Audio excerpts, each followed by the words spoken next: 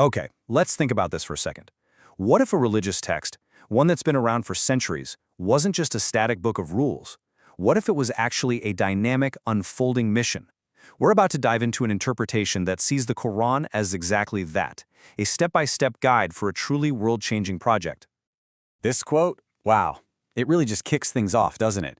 The core idea here is that religion, or deen as it's called, isn't supposed to be about servitude or slavery at all.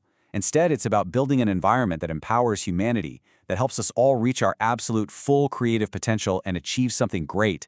I mean, that's a radical reframing right from the get-go. And here's where we see that contrast in black and white. On one hand, you've got the more traditional view, which this source compares to an ox walking in circles at a mill, just performing these repetitive rituals but with no real forward motion. It's stagnant.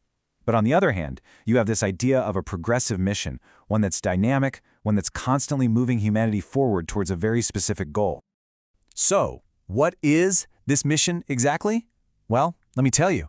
It's not just about personal piety or being a good person.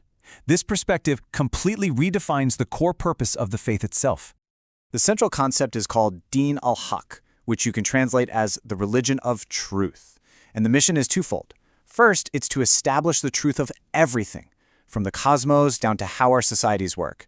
But, and this is the crucial part, it doesn't stop there. A key part of this whole mission is to train people, to equip us with the tools and the methodology to become investigators and seekers of truth for ourselves.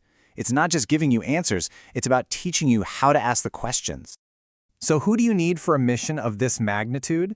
Well, this is not a casual undertaking, that's for sure. This framework calls for deeply committed, dedicated people. We're talking about a literal team of inquirers who are both seekers and establishers of truth. They've got to be so devoted to this cause that they are willing to make the ultimate sacrifices for it. And get this interpretation argues that the plan for this mission isn't just some vague idea. It's actually laid out thematically across several chapters of the Quran, the surahs, and when you look at them this way, they reveal what looks like a coherent step-by-step narrative. This mission, it follows a really clear trajectory. It kicks off with a bold declaration in a chapter called As-Asaf. Then, in a chapter like Al-Jumu'ah, a community is trained up. After that, you start to identify the internal challenges, the things that can go wrong. The mission is then consolidated, connecting even your personal and family life to this grand cosmic purpose. And finally, the individual is strengthened through devotion and reflection, like we see in a chapter called Al-Muzammal. It's a complete arc, from the big announcement to the personal preparation. This brings us to a really crucial point. How does this trajectory of truth framework stack up against the more classical interpretations? Well, the differences are profound. Just look at how stark these differences are. In the classical view, personal reform, tazkiyah, is often seen as the end goal in itself.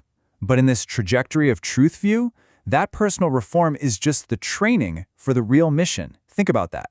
In Friday prayer, it's not just a ritual. The sermon becomes a critical weekly training session for the mission. And maybe the biggest game changer of all, the role of knowledge. It explodes from just focusing on religious texts to becoming a mandate to inquire into all fields of human knowledge, science, philosophy, you name it. Now, you might be wondering, why the huge difference? Well, the source offers a pretty interesting historical perspective.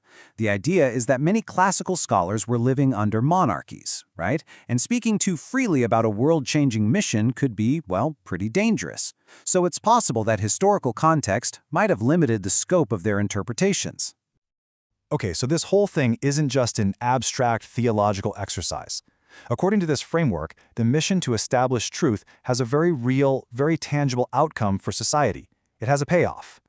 The ultimate outcome is this clear chain of progress, almost like a set of dominoes. And it all starts with truth. Once a society establishes truth as its foundation, its bedrock, that naturally leads to recognizing people's rights. And when rights are recognized, you can implement real justice. Justice, in turn, ensures peace. And a peaceful society, well, that's the only kind of society that can achieve true, lasting prosperity. And this powerful quote, man, it just perfectly captures the engine that drives all of that progress. The relentless pursuit of wisdom and knowledge wherever you can find it. That is the essential fuel for this entire civilizational project. All right, so let's bring this all home. What is the big takeaway from all of this? What does this interpretation actually mean for us, right here, right now? At the end of the day, what this perspective does is it completely transforms the Quran from a static rulebook into an active tool. It becomes a lens for understanding reality and a manual for training people to be critical thinkers and investigators. It's a call to become active establishers of truth rather than just passive followers of tradition. And that leaves us with one last, big question to chew on.